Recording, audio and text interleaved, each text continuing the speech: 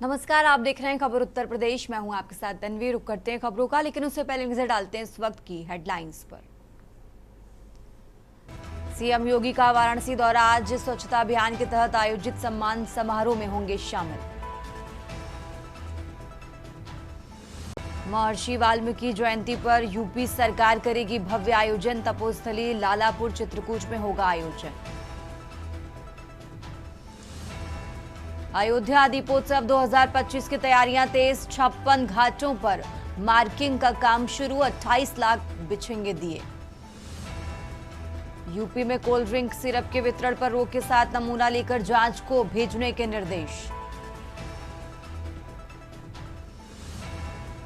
UP में बिजली निजीकरण के विरोध में कर्मचारी हुए लामबंद। देशव्यापी आंदोलन की तैयारी। मुंबई में होगी बैठक। मौसम का यू टर्न। प्रदेश में ओले गिरने की चेतावनी। सहारनपुर सहित 15 जिलों में भारी बारिश का अलर्ट। आप देख रहे हैं के न्यूज, खबरों का सारथी।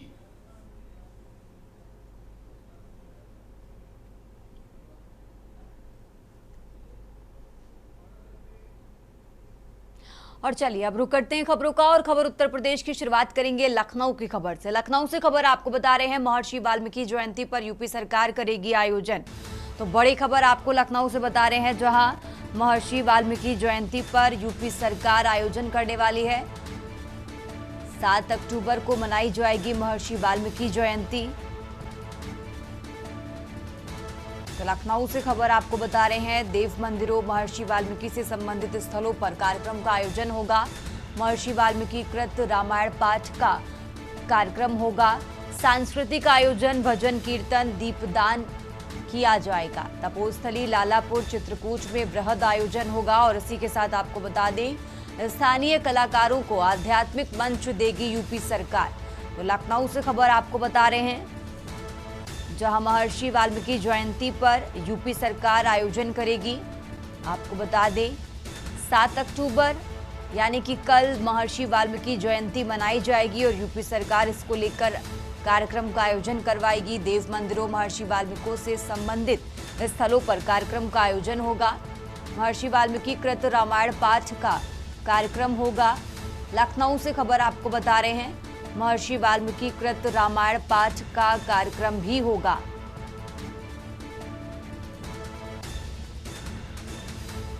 और इसी खबर पर ज्यादा जानकारी के लिए हमारे साथ मनीष तिवारी जुड़ चुके हैं। मनीष, इस तरीके से 7 अक्टूबर यानी कि कल महर्षि वाल्मीकि जयंती पर जो यूपी सरकार की तरफ से अलग अलग जगहों पर कार्यक्रम का आयोजन किया जा रहा है, इन कार्यक्रम से जुड़ी क्या कुछ जानकारी आपके पास, जरा वो दर्शकों को बताइए।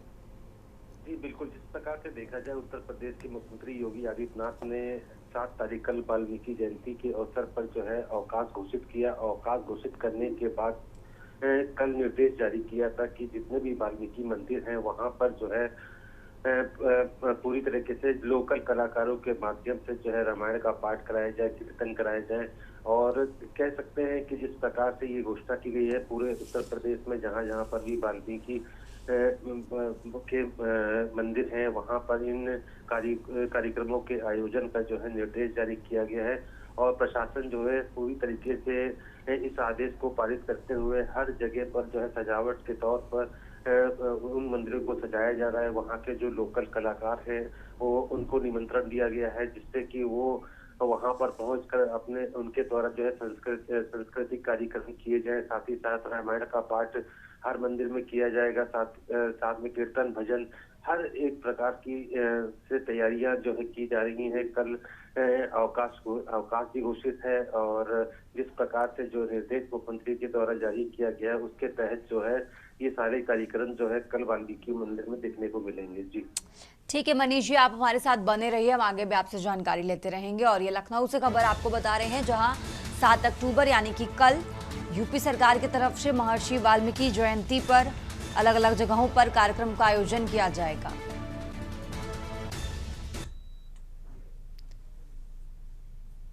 आगे बढ़ते खबरों में बात कर रहे हैं लखनऊ की, जहां अयोध्या दीपोत्सव 2025 को लेकर तैयारियां तेज हैं।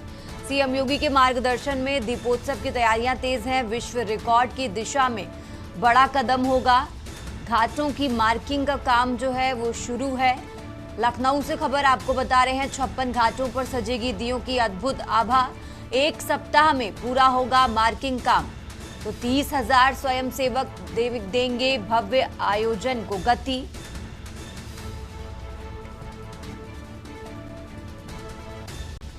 लखनऊ से ये अहम जानकारी आपको बता रहे हैं, जहां अयोध्या दीपोत्सव को लेकर तैयारियां तेज हैं।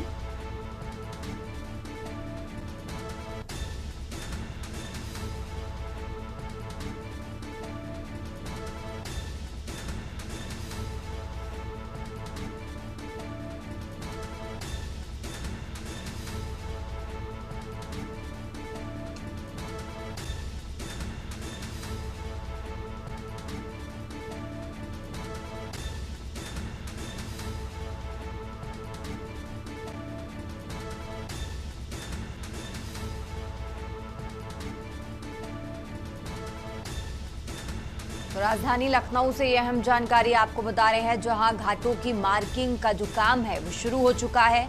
56 घाटों पर सजेगी दीयों की अद्भुत आभा। तो एक सप्ताह में पूरा हो जाएगा मार्किंग का काम। और ज्यादा जानकारी के लिए मनीष जी लगातार हमारे साथ जुड़े हुए हैं। मनीष जी, इस तरीके से दीपोत्सव की तैयारियां जो हैं वो तेज हो गई हैं, मार्किंग का जो काम है वो एक सप्ताह में पूरा हो जाएगा, इसको लेकर और क्या कुछ अपडेट है आपके पास? जी बिल्कुल, जिस प्रकार से जो है हर साल जो है दीप उत्सव जो है अयोध्या के घाटों पर किया जाता है। हर बार जो है उत्तर प्रदेश सरकार के द्वारा पिछले साल की हर एक बार जो रिकॉर्ड तोड़ने का प्रयास किया जाता है कि जिस प्रकार से जो है इस बार भी कोई इसी प्रकार से तैयारी की जा रही है कि घाटों पर जो दीप जलाए जाएंगे उनकी संख्या जो है पिछली बार की तुलना में उससे भी लाखों की संख्या में ज्यादा होगी। इसको लेकर के जो है 30,000 लोगों को लगाया गया है, जो दीप उत्सव को जलाने की वो करेंगे, जिससे कि पूरे पिछली बार का भी जो है रिकॉर्ड तोड़ा जाएगा। जिस प्रकार से 56 घाटों को लेकर के कहा जाए, 56 घाटों पर जो है पूरी तरीके से जो है सरकार के आदेश के बाद जो है काम चल रहा है। माना जा रहा है कि एक हफ्ते में पूरी तरीके से घाटों की जो है पूरी प्रक्रिया जो है पूरी हो जाएगी। तो कह सकते हैं कि जिस प्रकार से सरकार के द्वारा पूरे निर्देशित किया गया था कि अब की बार का जो दीप उत्सव है और भी भव्य रूप में रहेगा, उस भव्य रूप को बनाने के लिए जो है प्रशासन ने पूरी तरीके से तैयारी कर ली है। हर तरीके से जो है हर पहलू पर जो सरकार के निर्देशानुसार जो है तैयारी की जा रही है। तो कह सकते हैं वीआईपी को लेकर के जो है उनकी संख्या क्या रहेगी, किसको निमंत्रण दिया जाएगा, उसकी पूरी लिस्ट तैयार की जा रही है, क्योंकि लाखों की संख्या में जो लोग इस मौके पर जो है पहुंचते हैं। तो कह सकते हैं रूट डाइवर्ट की बात रहेगी, सुरक्षा को लेकर के कितनी टीमें गठित की जाए। तो हर एक पहलू पर नजर रखते हुए चाहे सुरक्षा हो या घाटों की सफाई से लेकर के और बाकी जो अन्य चीजें हैं और जो दीप जलाए जाएंगे उनको उसका जो है ऑर्डर किया जा चुका है। तो कहा जाए कि सरकार ने पिछली बार की तुलना में इस बार और भव्य रूप में जो है दीपोत्सव की तैयारी कर रही है। जी बिल्कुल बिल्कुल, दीपोत्सव को दिव्य और भव्य बनाने के लिए तैयारियां एकदम जोरों शोरों से शुरू हो चुकी हैं। मनीष जी, आप हमारे साथ बने रहिए, हम आगे भी आपसे अपडेट लेते रहेंगे। और ये लखनऊ से खबर आपको बता रहे हैं, 30,000 स्वयंसेवक देंगे भव्य आयोजन को गति, और इसको लेकर मार्किंग का जो काम है वो भी शुरू हो चुका है।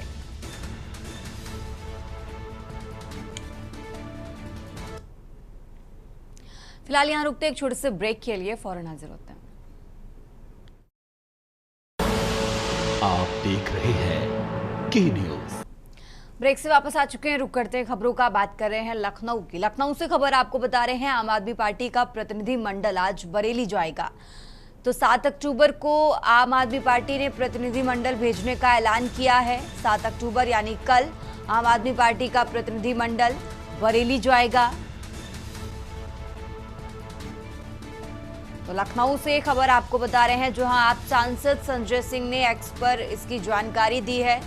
बरेली घटना की जांच के लिए आम आदमी पार्टी का डेलीगेशन जो है वो बरेली जाएगा। तो आपका 16 सदस्यीय प्रतिनिधि मंडल घोषित किया गया है। आपको बता दें, इससे पहले समाजवादी पार्टी के प्रतिनिधि मंडल को यूपी पुलिस ने रोका था, और अब समाजवादी पार्टी के बाद आम आदमी पार्टी का जो प्रतिनिधि मंडल है वो बरेली जाने की तैयारी में है। 7 अक्टूबर यानी कि कल आम आदमी पार्टी का प्रतिनिधि मंडल बरेली जाएगा।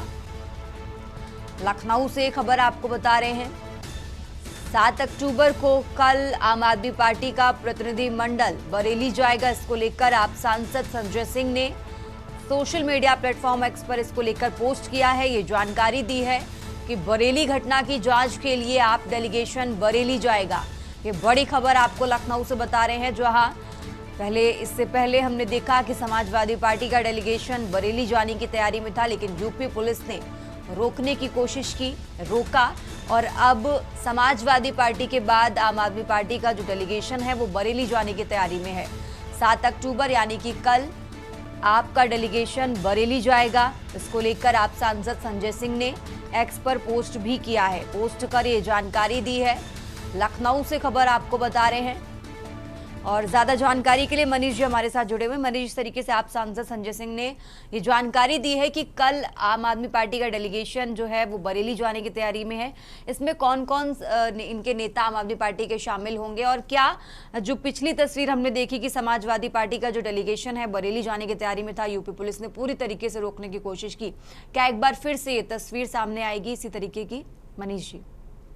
जी बिल्कुल, जिस प्रकार से देखा जाए बरेली मामले को लेकर के जो है विपक्षी दल जो है वहां पर जाने के लिए शुरुआती दौर से ही प्रयास कर रहे हैं। अगर हम समाजवादी पार्टी को लेकर कहें तो जिस प्रकार से जो प्रतिपक्ष नेता है माता प्रसाद पांडे, उनका प्रतिनिधिमंडल जो है वहां पर जा रहा था, जिस प्रकार से तो उनका मानना था कि वहां पर लोगों से जाकर के मिलेंगे और जो अधिकारी हैं उनसे जाकर के मिलेंगे और पूरी रिपोर्ट तैयार करेंगे।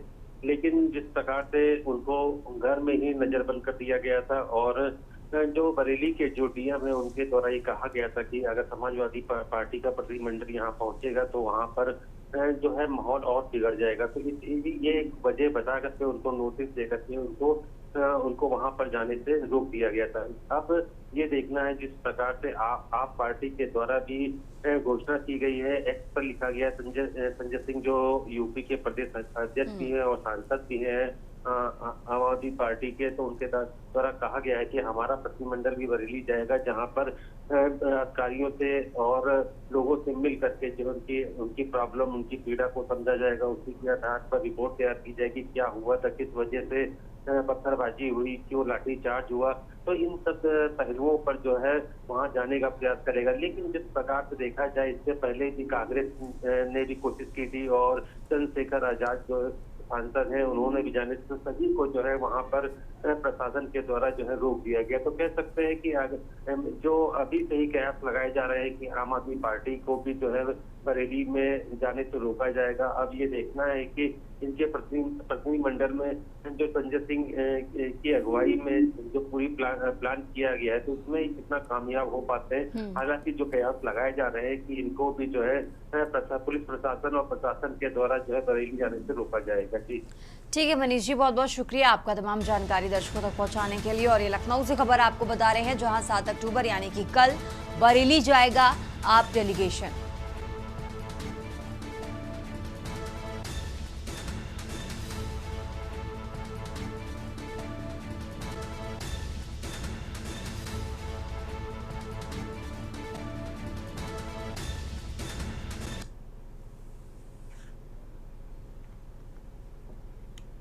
आगे बढ़ते खबरों में अब खबर बलिया के बैरिया थाना क्षेत्र से है, जहां सुरेमनपुर गांव में एक सनकी पिता रुपेश तिवारी ने नशे की हालत में अपने ही 1 वर्षीय पुत्र कीनू तिवारी के जबड़े पर धारदार हथियार से हमला कर उसे घायल कर दिया, जिसकी इलाज के दौरान मौत हो गई है। पुलिस मृतक बच्चे की मां की तहरीर पर मुकदमा दर्ज करते हुए आरोपी पिता रुपेश तिवारी को गिरफ्तार कर लिया गया है। इस मामले में पुलिस का कहना है कि अभियुक्त को हिरासत में लेकर वैधानिक कार्रवाई की जा रही है।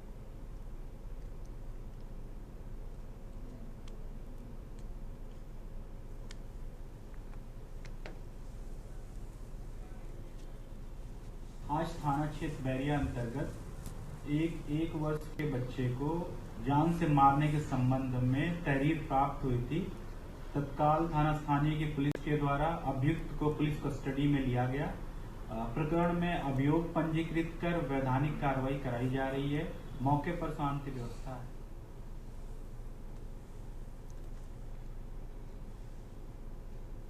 और अब खबर गाजियाबाद से है, जहां लोनी थाना टोनिका सिटी क्षेत्र के दिल्ली सहारनपुर मार्ग टोनिका सिटी गेट नंबर 2 पर अज्ञात वाहन की चपेट में आकर कार क्षतिग्रस्त हो गई, जिसमें 3 लोग सवार थे।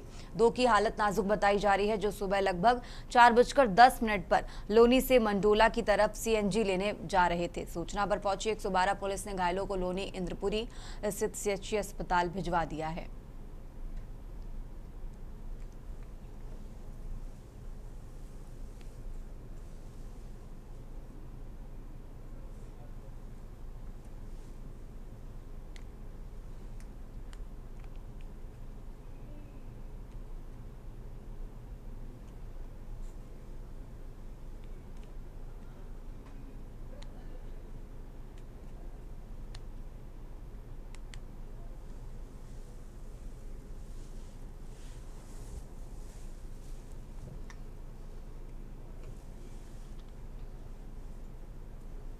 और अब खबर कानपुर से है, जहां ग्रीन पार्क में खेले गए तीसरे और आखिरी वनडे में भारत ए ने 2 विकेट से शानदार जीत दर्ज की है और 3 मैचों की सीरीज पर 2-1 से कब्जा कर लिया है।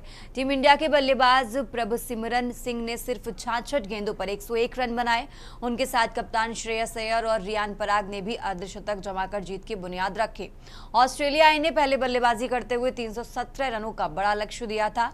भारत ए ने लक्ष्य 46वें ओवर में हासिल कर लिया। हालांकि 301 पर 2 लगातार विकेट गिरने से मैच रोमांचक मोड़ पर पहुंच गया था, लेकिन विप्रज निगम ने अर्शदीप सिंह ने धैर्य दिखाकर टीम को जीत तक पहुंचाया।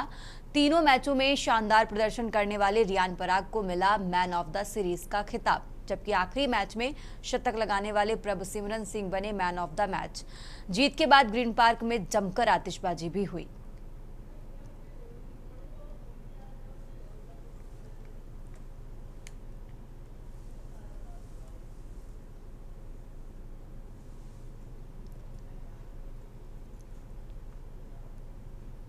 रुक करते हैं अगली खबर का। कानपुर में महर्षि वाल्मीकि जन्मोत्सव केंद्रीय मेला कमेटी द्वारा भगवान महर्षि वाल्मीकि जी का भव्य पूजन और अभिषेक कार्यक्रम आयोजित किया गया।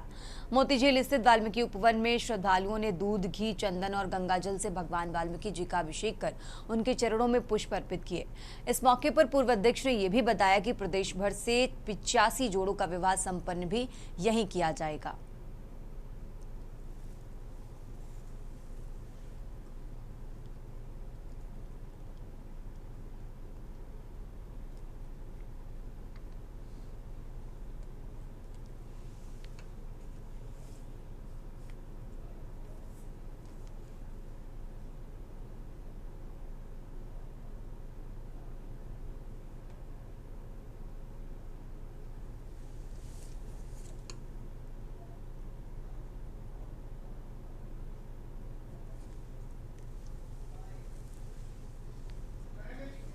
कार्यक्रम का हमारा पंचरत्न से अभिषेक, स्नान धुमान और उसी के साथ हवन पूजन जो आज हुआ है। कल हमारा इसी स्थल पर वो महाआरती का आयोजन है, वो भी शाम को होगा। परसों हमारा मेला है, तो मेले में कम से कम 86 जोड़े हो चुके हैं।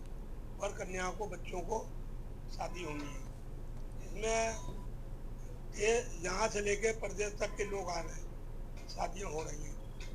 यही हमारा कार्यक्रम है। हमारी इसी बात हमारा उद्देश्य ये होता है, समाज को एक चेतना देते हैं कि रहे शादी करो, इससे अपनी बचत करो और अपने बच्चों को जो पैसा इधर उधर करते हैं उनको आप कब दे दो, तो उनका कोई कार्यक्रम शुरुआत हो। और अब बात कर रहे हैं जालौन की, जहां नगर विधायक गौरीशंकर वर्मा ने के न्यूज को बताया कि जनता की मेहनत रंग लाई है। पिछले कई दिनों से लगातार केंद्रीय विद्यालय खुलवाने को लेकर जिले की जनता मांग कर रही थी, जिसको लेकर नगर विधायक दिल्ली लखनऊ के लगातार चक्कर काट रहे थे। आखिरकार उनकी मेहनत सामने आई है। सदर विधायक गौरीशंकर वर्मा ने जब केंद्रीय शिक्षा मंत्री धर्मेंद्र प्रधान से मुलाकात की, तभी उन्होंने आश्वासन दिया कि आपके जिले में जल्द ही केंद्रीय विद्यालय खोला जाएगा। बता दें कि हमारे देश के प्रधानमंत्री नरेंद्र मोदी व केंद्रीय मंत्री धर्मेंद्र प्रधान ने जनपदवासियों को केंद्रीय विद्यालय की सौगात देकर अपना वादा पूरा किया। इसको लेकर नगर विधायक गौरीशंकर वर्मा से हमारे संवाददाता माजिद अरमान ने क्या खास बातचीत की, देखिए।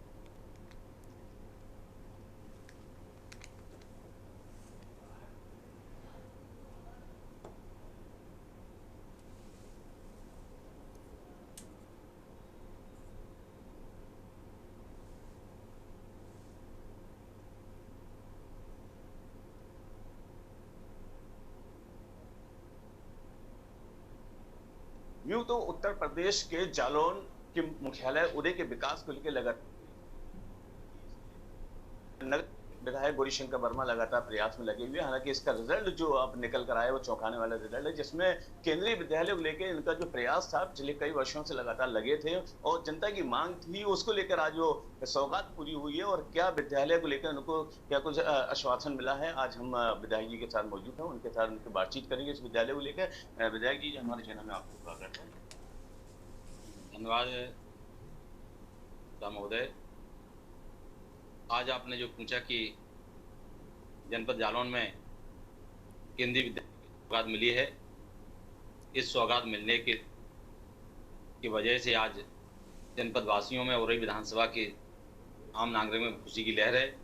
मैं देश के प्रधानमंत्री आदरणीय नरेंद्र मोदी जी को, भारत सरकार के शिक्षा मंत्री आदरणीय धर्मेंद्र प्रधान जी को और उत्तर प्रदेश के मुख्यमंत्री को मैं बहुत बहुत बधाई देता हूं कि उन्होंने इस केंद्रीय विद्यालय को उरई जैसी जगह स्थापित करके यहाँ के अधिकारियों को, कर्मचारियों को और बुंदेलखंड में सबसे पिछड़ा ये जालौन के क्षेत्रवासियों को जो सौगात दी है, पुनः सबका अभिनंदन वंदन स्वागत करता हूँ। धन्यवाद। जब मैं 2017 के बाद विधायक बना तो मेडिकल सुचारू रूप से नहीं चल रहा था। हमारे यहाँ की सड़कें ठीक नहीं थी, पानी की व्यवस्था ठीक नहीं थी।